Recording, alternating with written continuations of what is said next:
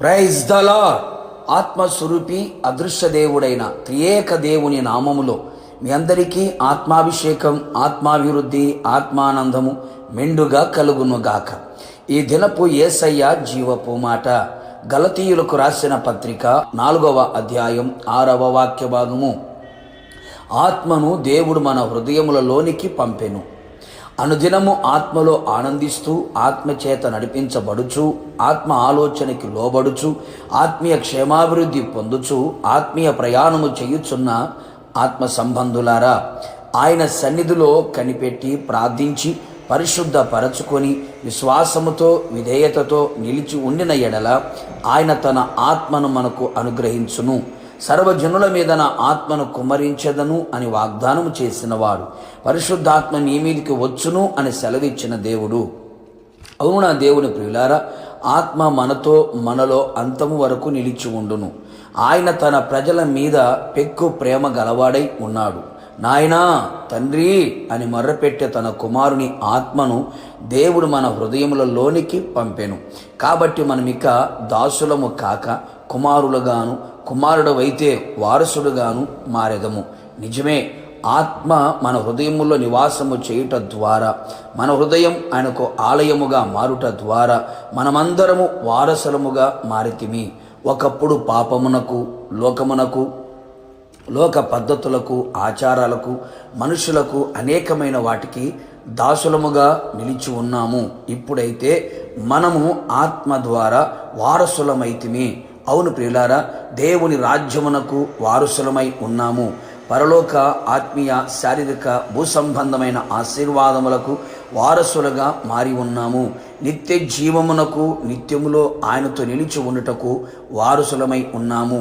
ఆయన మనకు అనుగ్రహించిన పరిశుద్ధమైన, అమూల్యమైన, శుభకరమైన వాగ్దానములకు కూడా వారసులుగా మారుటకు ఆత్మ మన హృదయములలో పంపబడి ఉన్నది.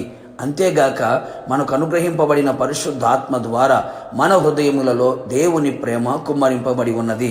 నిజమే నా ప్రియ దైవ జనాంగమా, మన హృదయములలో పంపబడిన ఆత్మ ద్వారా దేవుని ప్రేమ ఎలాంటిదో గ్రహించగలిగేదము.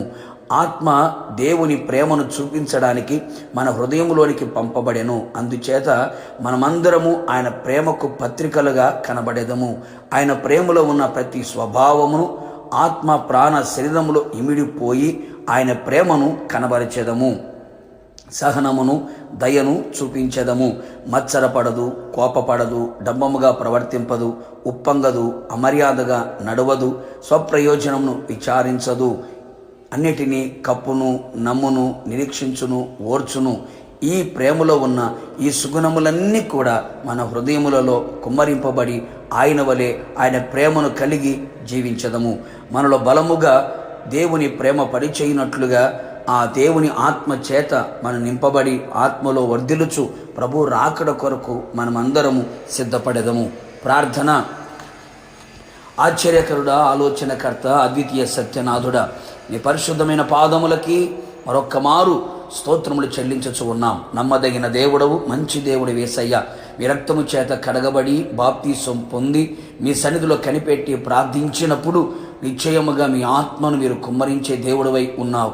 సర్వజనుల మీద నా ఆత్మను కుమ్మరించదను అని వాగ్దానం చేసిన దేవుడా, మీకు వందనాలు. సర్వజనుల మీద మీ ఆత్మను మీరు కుమ్మరించమని ప్రార్థిస్తున్నాం. మీ ఆత్మ మా హృదయములకి పంపబడుట ద్వారా మేము దాసులము కాదని వారసులమని మీరు తెలియపరిచి ఉన్నారు.